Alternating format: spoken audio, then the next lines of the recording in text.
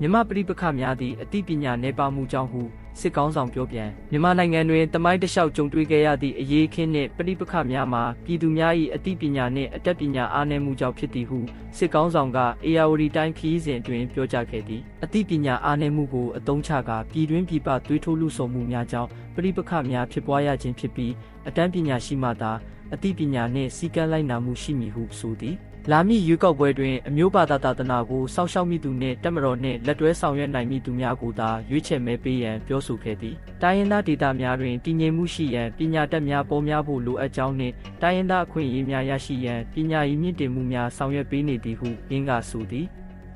စစ်ကောင်းဆောင်၏ယခုပြောဆိုချက်သည်တိုင်းရင်းသားများနှင့်ပြည်သူများ၏အသိပညာအဆင့်တန်းအပေါ်နှိမ့်ချပြောဆိုခြင်းဖြစ်သည်ဟုဝေဖန်မှုများလည်းထွက်ပေါ်လျက်ရှိသည်